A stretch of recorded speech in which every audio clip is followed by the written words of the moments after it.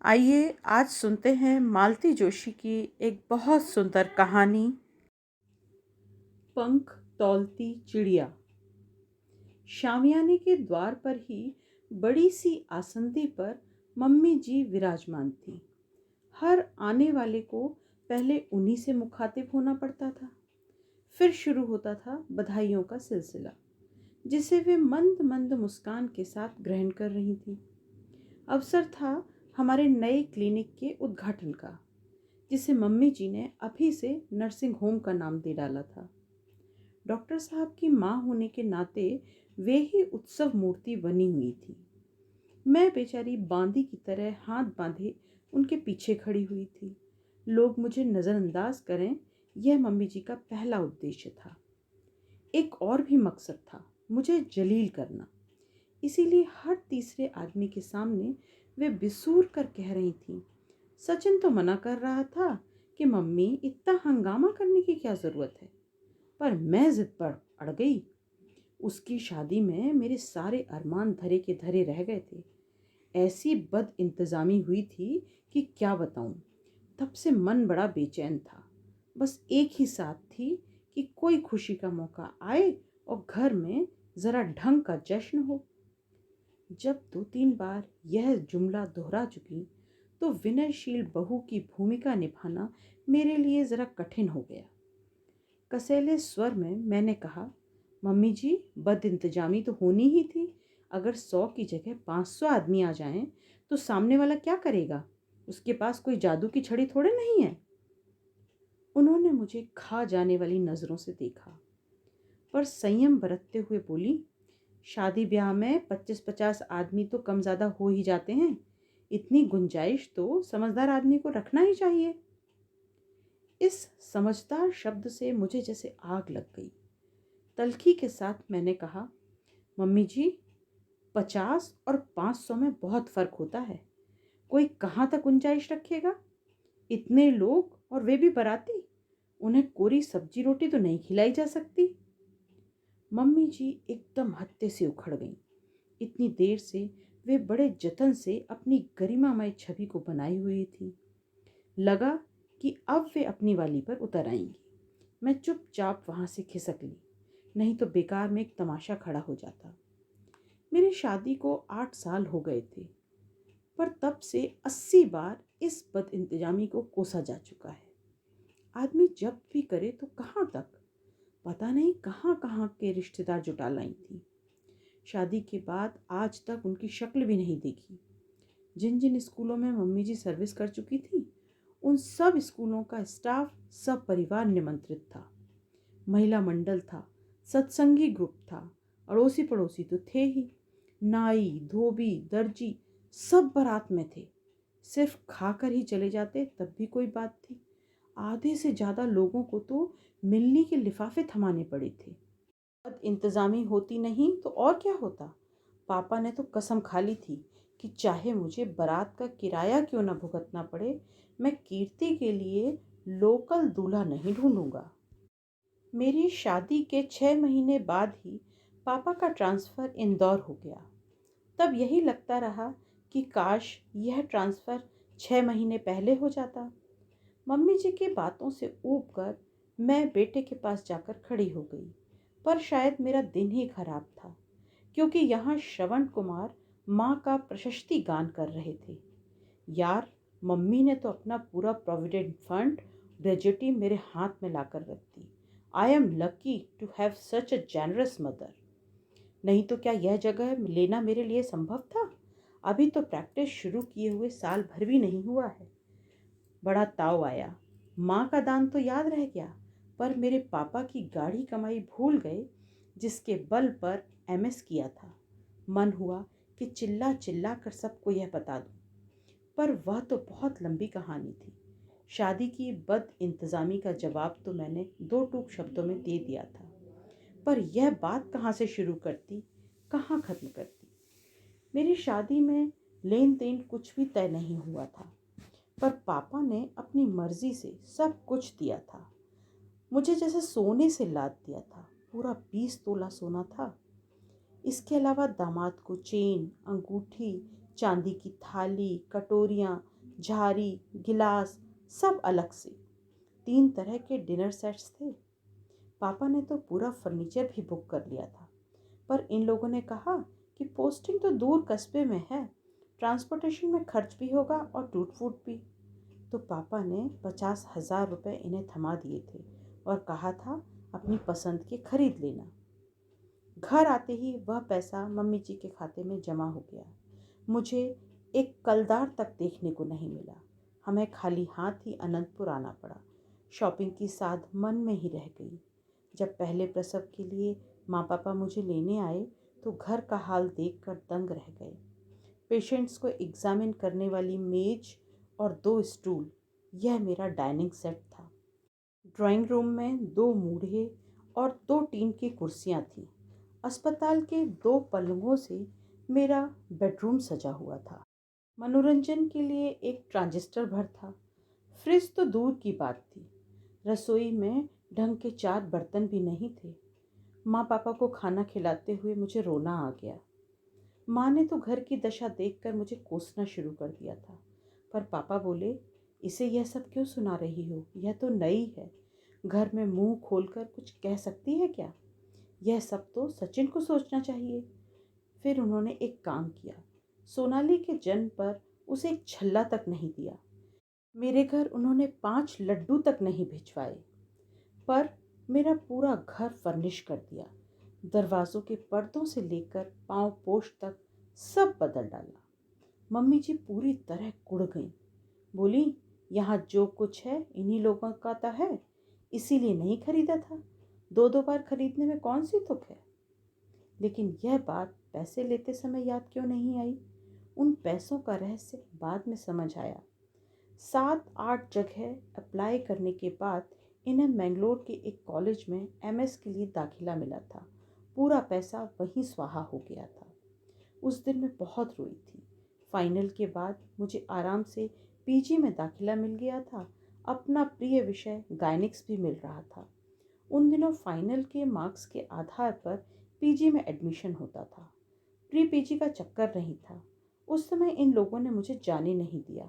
कहा कि शादी की ऐसी क्या जल्दी थी, पहले पढ़ाई पूरी कर लेती। इतना ही नहीं, अपना कोई सोर्स लगवा कर मम्मी जी ने मेरी पोस्टिंग भी इनके पास ही करवा दी।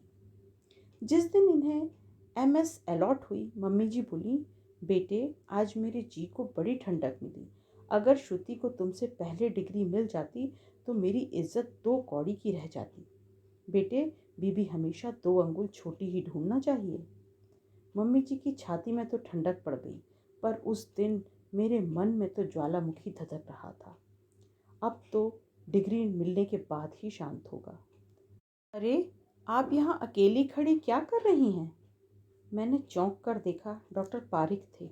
मुझे तो ध्यान ही नहीं था कब मैं आकर शामियाने के आखिरी छोर पर खड़ी हो गई थी। मेरे पीछे छोलदारी में से पुलाव की महक और पूरियां तलने की खुशबू आ रही थी। बगल में प्लेटें धुलने की आवाज़ आ रही थी। सामने लगी मेजों पर डोंगे भरे जा रहे थे, खाली हो रहे थे, और मैं यंत्रवत आगंतुकों से हाय हेलो कर रही थी, जबकि मेरा मन दूर कहीं अतीत में खोया हुआ था। आपको यहाँ सचिन के बगल में खड़ा होना चाहिए था ना। इधर भी किसी का होना ज़रूरी था ना। सब लोग बाहर ही खड़े हो जाएंगे तो कैसे चलेगा। मैंने किसी तरह झेंप मिटाते हुए कहा। पर आपको यह भी तो सोचना चाहिए कि बधाई देने वालों को कितना लंबा फासला तय करके आना पड़ेगा। पर यहाँ आने की ज़रूरत ही क्या है, बधाई के हकदार तो बाहर दरवाजे पर ही खड़े हैं। अरे नहीं भाभी जी, बधाई की असली हकदार तो आप हैं। पिछले 5-6 सालों में आपने जितना स्ट्रगल किया है वह मैंने बहुत करीब से देखा है। इसीलिए कहता हूँ, बधाई की असली हकदार आप हैं। लोग कहते हैं कि हर सफल आदमी के पीछे एक औरत होती है। You have actually done it. इसमें नई बात क्या है डॉक्टर साहब, हर हिंदुस्तानी औरत यही तो करती है। मुझे एक बार फिर बधाई देकर डॉक्टर पारिक चले गए, पर जाते जाते जैसे मुझे फिर से झकझोर गए। अनगिनत यादें बर्र के छत्ते की तरह मुझ पर टूट पड़ी थी और मैं लहूलुहान हो गई। सबसे दर्दनाक किस्सा था देवेंद्र की शादी का। आज भी याद आता है तो मेरे आंसू निकल आते हैं। देवेंद्र मेरा इकलौता भाई, उसकी शादी के लिए मन में इतनी उमंगें थीं, इतना उत्साह था, पर सब मिट्टी हो गया। उन दिनों ये बेंगलोर में थे। मम्मी जी ने कोई सोर्स लगाकर मेरी पोस्टिंग अपने पास ही करवा ली थी। सुबह शाम मैं सरकारी नौकरी करती, रात को 10 बजे तक मिसेस रूंगटा के नर्सिंग होम में ड्यूटी देती। नर्सिंग होम की ये नौकरी मेरा शौक नहीं था, ज़रूरत थी।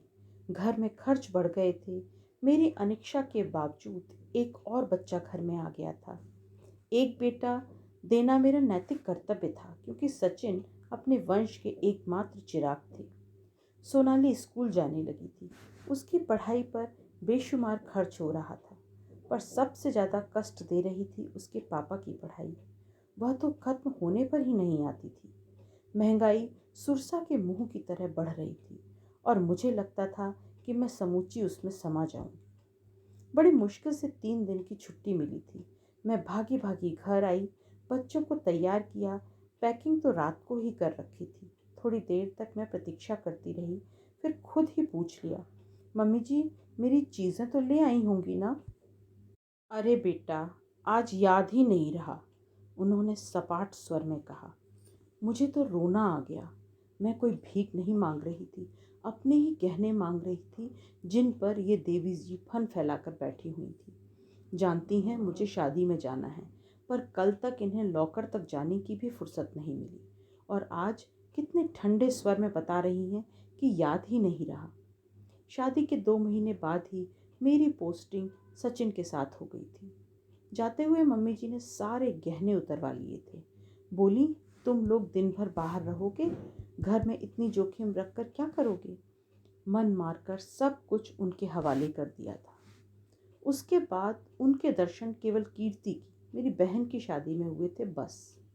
जब भी पिहर जाना होता, माँ बहुत कूसती। पूरे 20 तोले सोना दिया था मैंने अपनी लड़की को, और देखो कैसे नंगी बुच्ची चली आती है। फिर कहीं जाना होता तो अपना पहना कर ले जाती, तब बहुत शर्म आती थी। पर शादी में तो यह भी संभव नहीं था। 10 रिश्तेदार आएंगे, वे 100 तरह की बातें करेंगे। उसी समय दौड़ी दौड़ी बाजार गई। भाई के लिए भारी भरकम प्रेजेंट खरीदने के बाद ज़्यादा गुंजाइश नहीं थी, फिर भी हिम्मत करके चांदी का एक पॉलिश वाला सेट खरीद लिया। कुछ तो पहनने को होगा। जिस समय मैं यह सेट पैक करवा रही थी, डॉक्टर पारीख ने सपत्नीक दुकान में प्रवेश किया। अरे, आप गई नहीं? उन्होंने तो सहज ही में पूछ लिया था, पर मैं इतनी भरी हुई थी कि एकदम फूट पड़ी। इस तरह की बातें बाहर वालों से नहीं करना चाहिए थी, यह भी याद न रहा। वे लोग फिर मुझे ज़बरदस्ती अपने घर ले गए। मिसेस पारीख ने अपना पूरा ज्वेलरी बॉक्स मेरे सामने रख दिया। शर्म और संकोच से मैं गड़ गई थी। केवल उनका मन रखने के लिए मैंने अमेरिकन डायमंड्स का एक सेट उठा लिया। इस हादसे के बाद जब मैं इंदौर पहुंची, तो लग रहा था जैसे 6 महीने की बीमारी भुगत कर आ रही हूँ। हर कोई मुझे देखकर सकते में आ गया था। ये ठीक बारात चढ़ने के वक्त नमूदार हुए। मन में इतना कुछ घुमड़ रहा था कि मिलते ही आड़े हाथों लेना चाहती थी, पर इतने लोगों के बीच मौका ही नहीं मिला। लेकिन पहला वार उन्होंने ही किया। जरा सा एकांत मिलते ही बरस पड़े। तुम हर बार गहनों के लिए मम्मी जी को क्यों कोसती रहती हो? मैंने ऐसा कब कहा? तो फिर बार बार तकाजा करने का क्या मतलब है? शादी के लिए ना मांगूं, लेकिन तुम्हारे गहने मम्मी जी के पास नहीं हैं। फिर कहाँ हैं? देखो, मेरी एमएस हो जाने दो, मैं तुम्हें सोने से लाद दूंगा, पर मेहरबानी करके अब यह विषय घर में मत छेड़ना। मतलब, मुझसे पूछे बिना मेरे गहने आपने ठिकाने लगा दिए, और दोनों माँ बेटे मुझसे छिपाए रहे। इसीलिए आपकी मातुश्री मुंह में दही जमाने बैठी नहीं। Shruti, mind your language. Language my foot, मैंने तमक कर कहा। और भी बहुत कुछ कहना चाहती थी, पर कमबख्त रुलाई ही आ गई। मैं धुआंधार रोती ही चली गई। इतना तो मैं विदा के समय भी नहीं रोई थी, पर स्वाभाविक ही था। उस समय मन में भावी जीवन के रंगीन सपने थे, आशाएं थीं, और अब बच रही थी केवल हताशा। अपने घर में होते तो शायद मेरे रोने की उतनी परवाह नहीं करते। पर ससुराल में तो मेरी अनदेखी नहीं कर सकते थे। देर तक बैठे मुझे समझाते रहे, तुम तो डॉक्टर हो, गंवार औरतों की तरह गहनों के लिए रोती हो। ज़रा मेरी प्रैक्टिस जम जाने दो, तुम्हें सर से पांव तक सोने से लाद दूंगा। यह तो मेरा ईश्वर ही जानता था कि मैं सोने के चंद टुकड़ों के लिए नहीं रोई थी। गहने तो फिर भी बन सकते थे, पर मेरा विश्वास वह तो टूट गया था। उसे लौटाने का तो कोई उपाय ही नहीं था। मिसेस पारिक ने भी यही कहा था। जब मैं उनका सेट लौटाने गई तो बोली, श्रुति अभी तुम बहुत छोटी हो, शायद इसीलिए बहुत भावुक भी हो। थोड़ा प्रैक्टिकल होना सीखो। यूँ हर किसी पर विश्वास करना ठीक नहीं है। किसी पर? मैडम, वे मेरे पति हैं। रुपए पैसे के मामले में अपने जाए पर भी विश्वास नहीं करना चाहिए। फिर वे तो सास के जाए हैं। तुम्हारा कोई बैंक अकाउंट है? सैलरी के लिए तो खोलना ही पड़ता है, लेकिन पासबुक मेरे पास नहीं है, यही ना? हाँ, पासबुक माँ जी की अलमारी में रहती है। इस घर का यही दस्तूर है। इसीलिए कहती हूँ कि इतनी भावुक मत बनो। यह भावुकता तुम्हें इतना असहाय और निरुपाय बना देगी कि पाई पाई के लिए तुम्हें दूसरों का मुंह देखना पड़ेगा। और उसी दिन उन्होंने मेरा एक और अकाउंट खुलवा दिया था। तभी मुझे याद आया, डॉक्टर साहब आकर मुझे बधाई दे गए और मैंने मैडम के बारे में पूछा तक नहीं। क्या सोचा होगा उन्होंने? मैं अपने आप में इतना खो गई हूँ कि सामान्य शिष्टाचार भी याद नहीं रहा। अपनी बेवकूफ़ी का मातम मना ही रही थी कि मिस्टर एंड मिसेस पारिक आते दिखाई दिए। मैंने आगे बढ़कर उनका स्वागत किया और अपनी भूल के लिए माफ़ी मांगी। माफ़ी तो मैं मांगने आया हूँ। पता है, शुभा ने मुझे इतनी डांट लगाई, मैं तुम्हारा प्रीपीजी के बारे में तो पूछना ही भूल गया था। My best wishes, I need them badly sir. इस झमेले में तो पढ़ाई हो ही नहीं पाई। ये झमेला बाद में भी तो हो सकता था। मैडम जोशी ने यही मुहूर्त निकाला था। Okay, all the best. Thank you sir, thank you ma'am.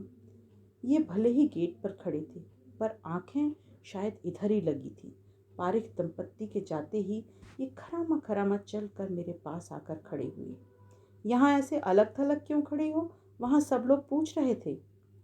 सभी लोग बाहर बैठ जाएंगे तो कैसे चलेगा? इधर भी तो कोई चाहिए।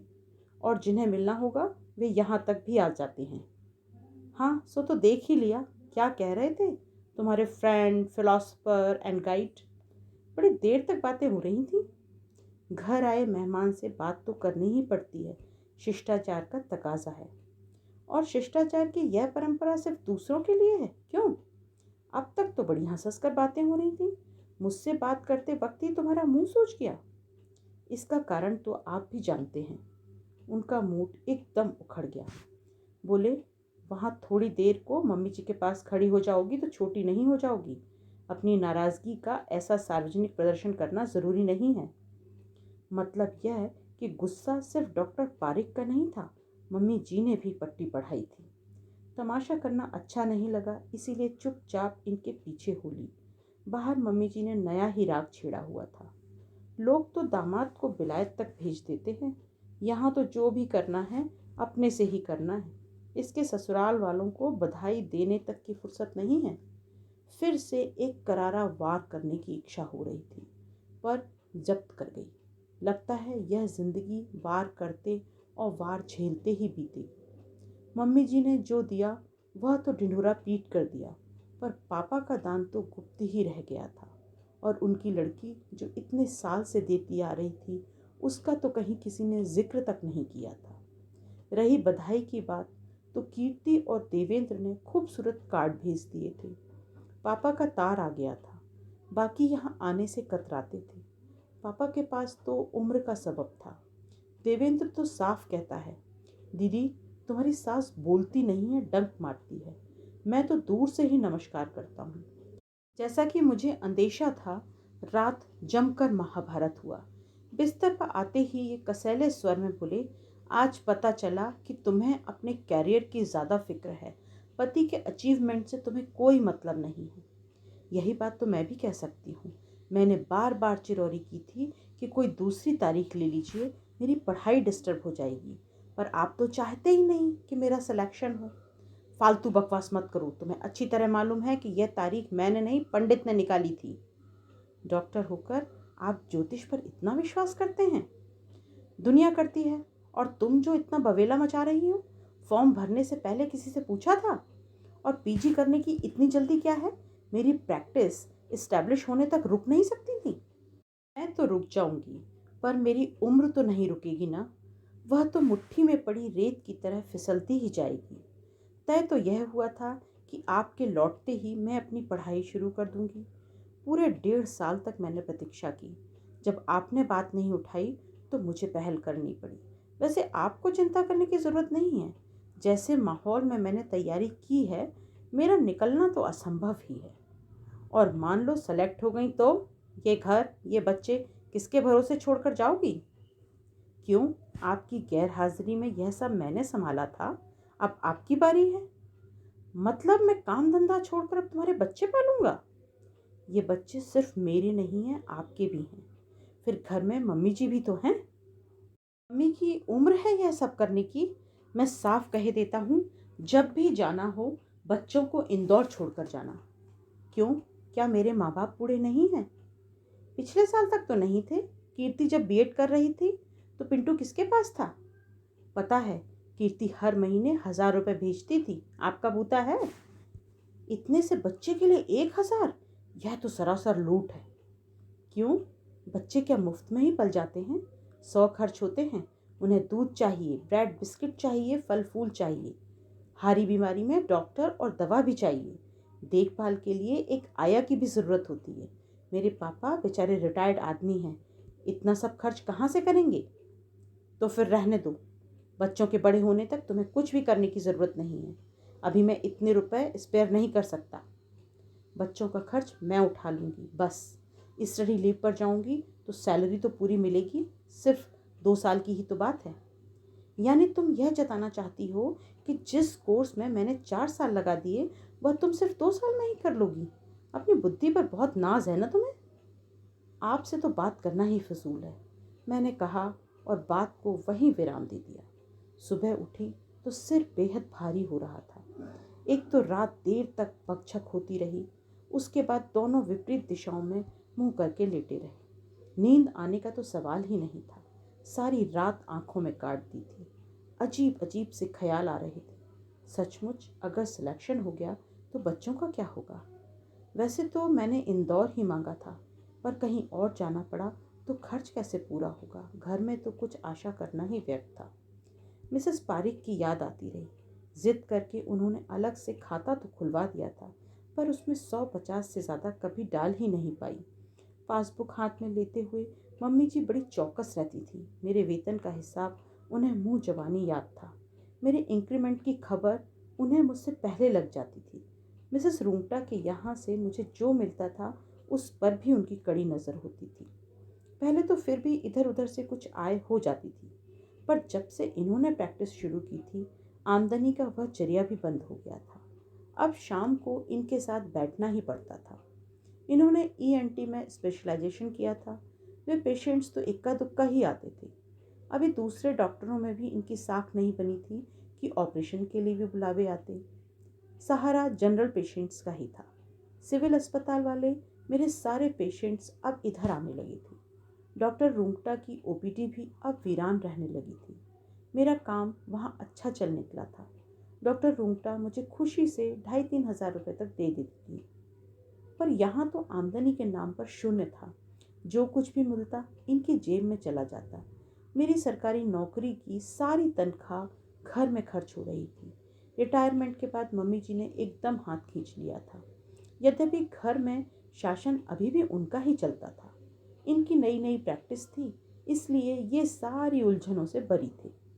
मैंने कभी भी अपने आप को इतना असहाय नहीं पाया था।